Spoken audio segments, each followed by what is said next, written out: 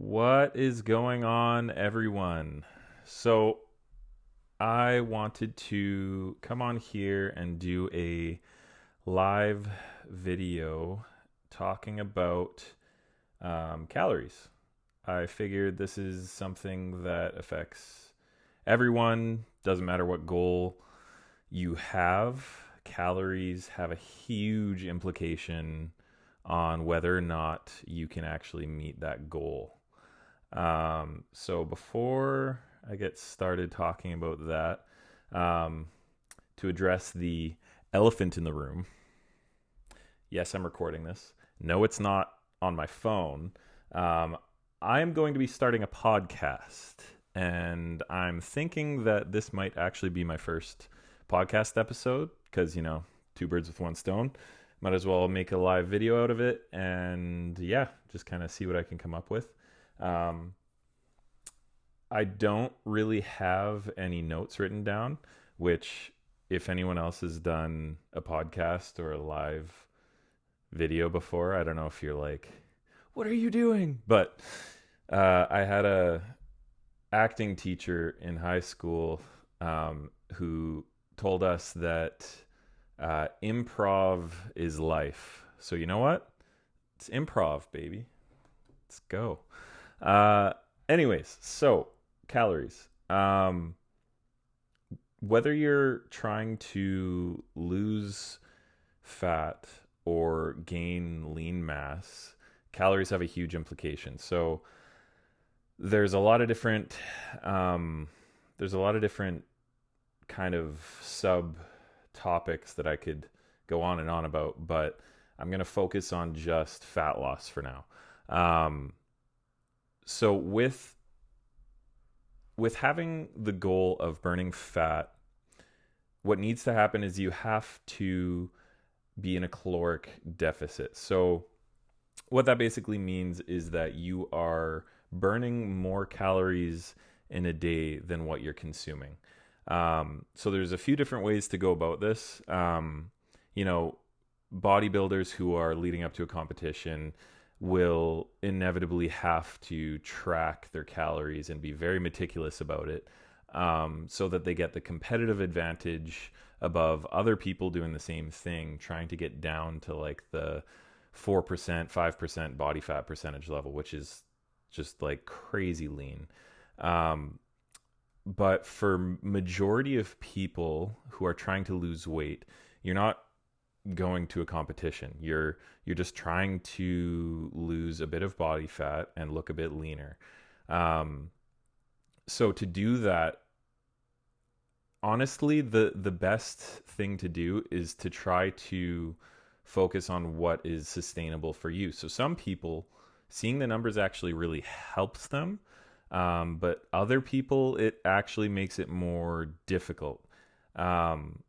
So yeah, but the main thing is that you have to do what is actually sustainable for you. Otherwise, it just won't work. Um, so yeah, a lot of the science talks about how uh, to burn fat, you need to be in a caloric deficit. So there's a few different ways to go about this.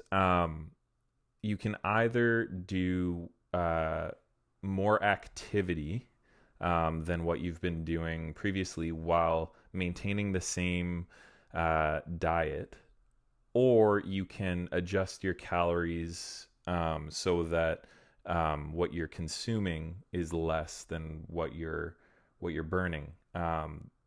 So sometimes people get a little too caught up on one or the other, or uh, actually, even more commonly, they try to do both, and they try to do it all at the same time, which, yes, based on the biology of how our body responds, that will burn the most fat fastest if you're going to increase your activity as well as reducing your calories at the same time.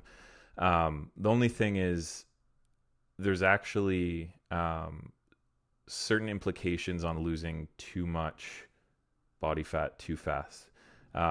So what ends up happening is, because basically, to define a calorie is a unit of energy. So when you're talking about caloric deficit or caloric surplus, it's all just in the realm of calorie or energy balance. So being in an energy deficit has implications on a few different things. Like, it has implications on your body's ability to recover, which is a big thing for people who end up going in too steep of a calorie deficit. They end up finding that their body isn't recovering the same as it used to. Another thing that happens is your cognitive function starts to diminish. So, and like on top of that, just honestly, your overall energy level. Like, think about the implications of reducing the amount of energy that you have overall for your body to do, first of all, like the vital bodily systems that are, working your metabolism, digesting food, just casual like movements of your hands and talking and whatever from day to day. Those all make up a certain amount of energy that you're going to use each day. So then if you take away from that too much, you end up feeling depleted. You end up feeling like some people end up going through depression because they're just honestly starving themselves. And that's not, first of all, it's not a sustainable way to lose weight. Second of all, it actually causes harm. So one of the things that your body does in response is it will actually start pulling from things other than just fat stores for energy. It'll start pulling from lean tissue like muscle mass. It'll start pulling from connective tissue. And you can see how like this starts to become a very serious issue because it can lead to injuries. So actually that's a good thing. Little story into my life over the last couple of years. So about a year and a half ago, I decided to do a cut for the first time. So for those of you who don't know what a cut is, it's basically just bodybuilding, like fitness industry jargon for losing fat. So I went on a calorie deficit to lose fat. And at the time, I hadn't actually done certain research on how to do it sustainably. I had only seen all the stuff that people in the bodybuilding industry were doing. So I was just doing basically what guys are doing leading up to a competition, but for lifestyle. And I wasn't doing it properly either, because for me, the type of person that I am, I suck at counting calories. As much as I know that it is like really helpful and it makes it the most efficient to burn fat, I was like, I'm just gonna cut out sugar completely. I'm gonna cut out bread completely. I think I cut out dairy too. And yeah, so basically I ended up I was trying to eat till I was full, and I was trying to eat 5 to 6 meals a day of like chicken, rice, broccoli, and quite honestly, I I pretty much ate that for 3 meals a day. But what ended up happening is, even though I was eating till I was full, the calorie amount that I dropped, because I was not eating healthy before that. Like, I was having McDonald's every day, like sugar. Like, I never thought about what I was eating before that, just because of my, I don't know, my genetics, I guess. I had been dirty bulking for 8 years at that point, and without ever cutting. So I just went all in, and I did everything that I had seen bodybuilding people do, and I didn't count the calories. So what ended up happening is I was in such a steep deficit, such a steep calorie deficit, that I ended up slowly losing strength. I started losing my overall just energy throughout the day. I started losing cognitive function. I started like talking slower and feeling like I was moving slower. And it really took a huge toll on my body. Like, I think one of the most noticeable lifts that I was doing that changed was before I did my cut, I was doing incline dumbbell press with 120s, like the dumbbells, for about 5-6 reps. And throughout the cut, I think within the first month, I lost 20 pounds, and I wasn't like very high body fat percentage before that anyways. I lost 20 pounds, and then over the span of that month, I went from doing the 120s for incline dumbbell press to going down to like 80s, I think I ended off at, or 90s.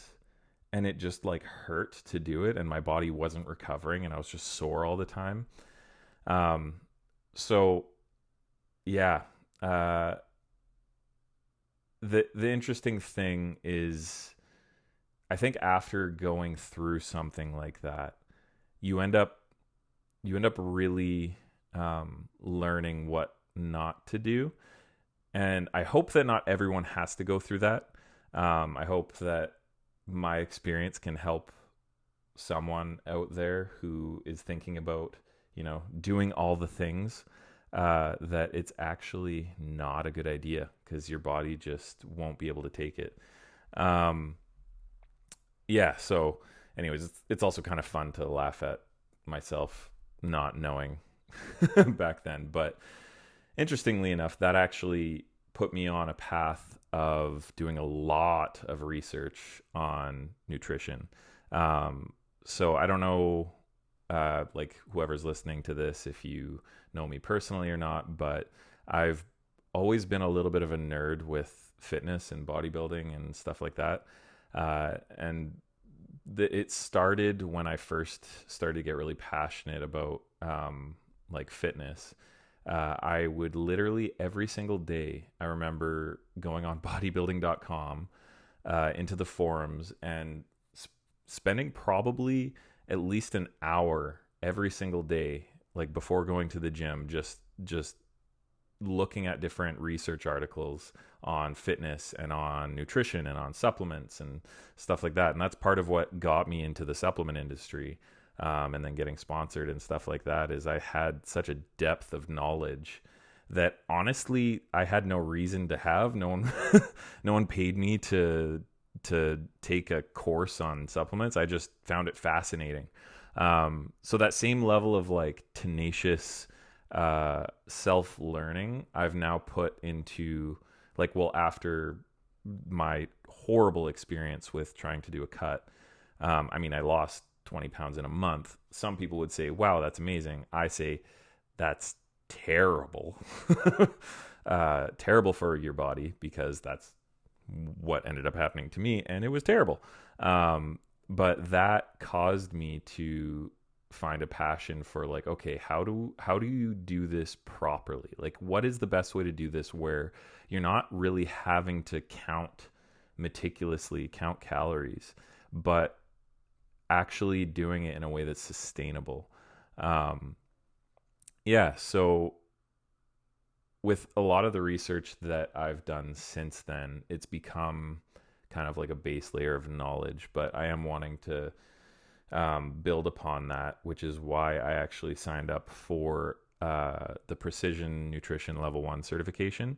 So as soon as I have a little bit of time, I'm actually going to start working through that, and hopefully get certified as soon as I can, because I very much believe that to actually sell a product, or not a product, but a service, you should have formal education on what you're getting paid to do. So for me, if I'm going to be coaching people on nutrition, even though I've nerded out over the last year and a half, because of my experience, I feel like for me to actually charge a price for someone to get coaching from me, I would need to be certified in that.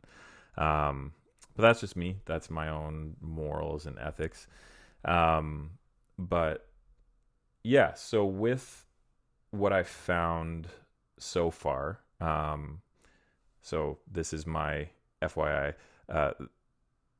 this is based on my nerding out research. This is not based on formal education. So now that that's said, from what I've seen research saying, I'm not going to use specific statistics, but it's somewhere around 94% of people who go on a diet end up regaining all of that weight, and actually more than what they weighed before they went on the diet. So there's a lot of different implications as to why this happens. A large reason is because when you go into a mindset of, okay, this is a short-term fix, right away there's an implication that there will be an end date where you can go back to doing what you were doing before, but at a different weight. The thing that people don't realize is that it needs to be a lifestyle change for it to actually be sustainable in the long term. Like if you want to be fit and healthy for the rest of your life, it has to be something that you enjoy doing enough to do it for the rest of your life. So the whole diet culture is predicated upon people who just want that short, quick fix. And like, I get it. I totally get it. It's much easier for me to sit here behind a microphone and say, don't go for the quick fixes, go for the long game. But it's hard when you're invested in your own health, when there's probably lots of emotional triggers involved. It's hard to make decisions based on the long term instead of doing the thing that you feel will give you the results in the short term. And yeah, it's totally understandable, but you need to know that it has to be a lifestyle change for it to change you for the rest of your life. Otherwise, you're just going to go back to the same way that you were living before. And I mean, the way you were living before got you to where you were. So that needs to change if you are wanting your body to change, if you're wanting your health to change. So the best way to do that is to find things that you, like I said, like you enjoy, that you would enjoy doing for the rest of your life.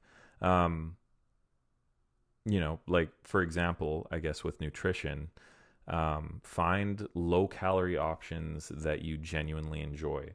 So one of the things that my wife and I have changed in our nutrition,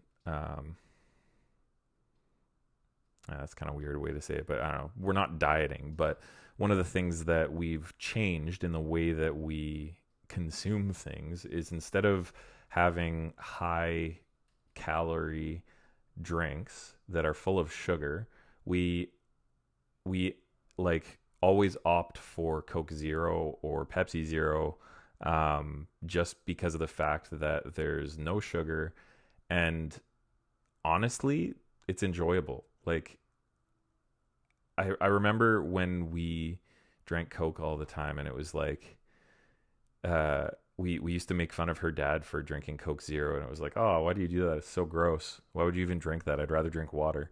But then I think after doing a lot of the research that I did, I ended up learning about zero calorie drinks and how it's a great option because sugar is just empty calories that don't fill you at all. And so having a 0 calorie drink is going to be like a great first kind of stepping stone towards lowering your daily caloric intake if you're someone who drinks a lot of high calorie drinks. So we just kind of started drinking them more often, and then eventually it was like, actually, this is really enjoyable. This tastes good. It's almost like there was like a phase where we had to just drink it because we knew it was better for us. But then we genuinely enjoy it now. Now, on the other side, I feel like some people do get a little bit addicted, but I mean, the implication is that it's low calorie. Um, it's not going to have a huge effect on your energy balance, on your total daily calorie intake. So it's a safe option.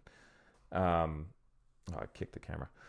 Um, yeah, so that's just an example, but like any other things, like instead of having really fatty beef, have chicken or fish. That's a good option of exchanging something that is high in calories for something that's lower in calories, but still just as filling. And you can still enjoy it. Like find recipes that you genuinely enjoy with the foods that are lower in calories. And if you can find those, like, man, you win. You win the game. If you can enjoy the process, then you have the ability to live the rest of your life in a much healthier lifestyle.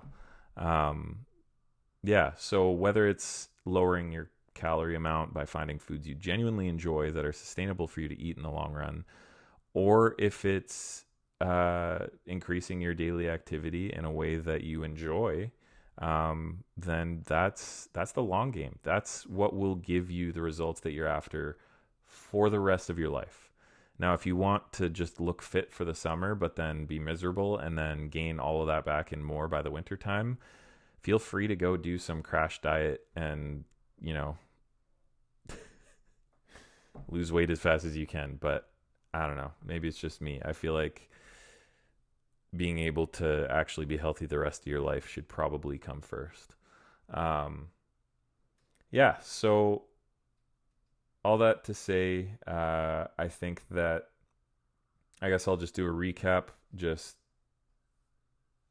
if you're wanting to burn fat, you need to be in a caloric deficit. So that means you need to be burning more calories in a day than what you're consuming. Based on the research that I've seen personally by guys who have their doctorate on this stuff, the best way to do that is to find sustainable options that you genuinely enjoy to reduce your daily caloric intake. And the best range for fat loss to maximize the amount of fat you're burning and minimize the amount of lean tissue that is being used as energy is about 1 to 2 pounds a week of fat loss. Obviously, you need to understand that our body weight fluctuates. So if you're going by the scale, it will go up and down. But as long as it kind of trends in the right direction, then you're good. So yeah, aim for about 1 to 2 pounds per week of fat loss until you're at a healthy, lean body fat percentage that you can then maintain by eating around or, reducing your activity or whatever, but trying to maintain energy balance. So, eating at your maintenance level of calories. Yeah, so if you find, activity that you enjoy, like if you enjoy hiking, if you enjoy playing sports, if you enjoy going for daily walks, like those are good ways that don't necessarily mean you have to go to the gym, that you could start potentially losing weight just by increasing your activity.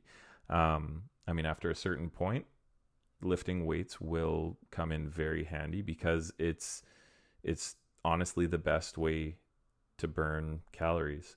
There were studies done showing that when you do an hour of high intensity resistance training, you end up burning calories for, I think it was between 24 and 48 hours after your workout, versus doing low intensity steady state cardio.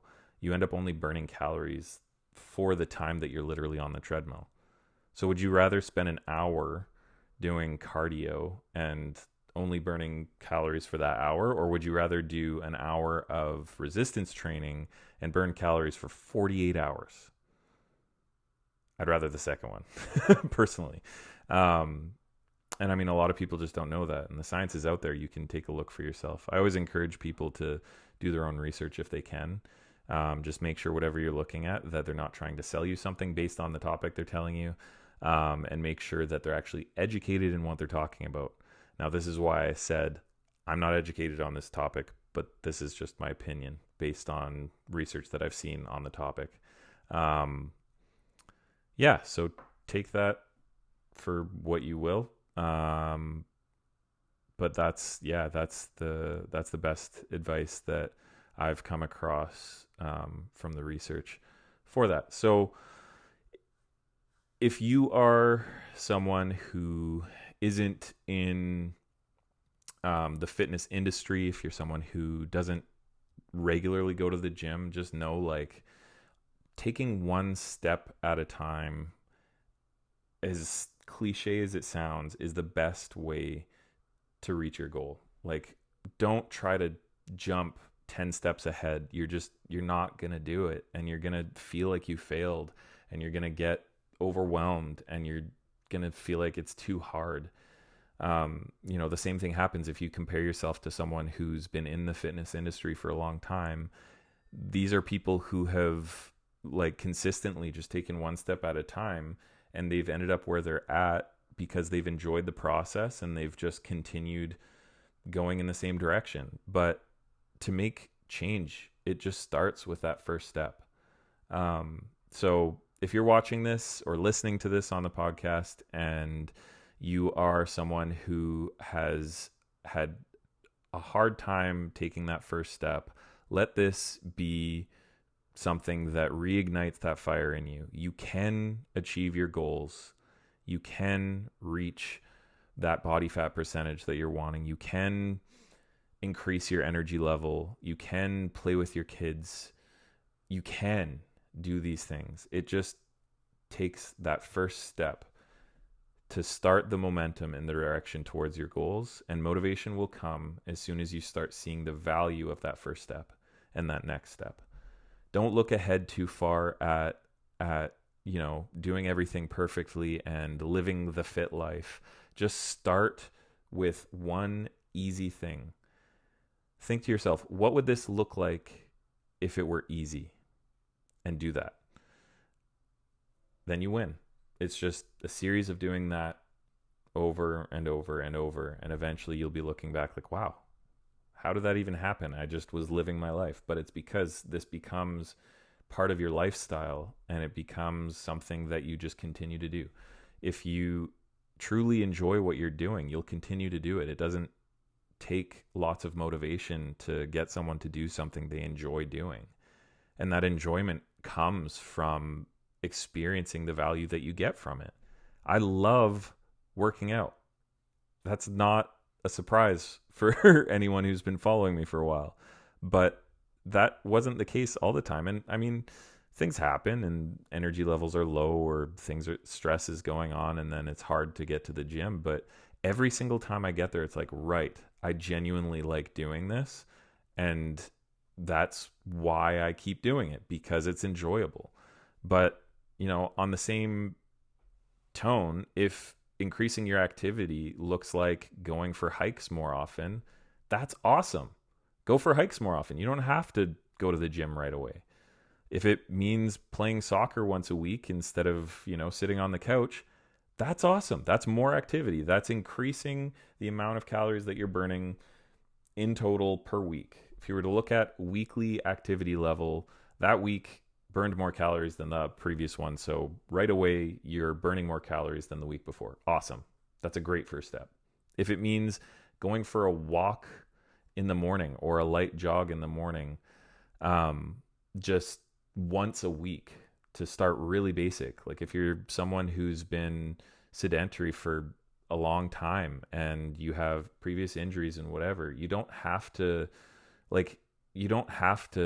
lift huge weights and risk injuring yourself to lose weight. You just have to take whatever step is easy for you to increase your activity level. That's it.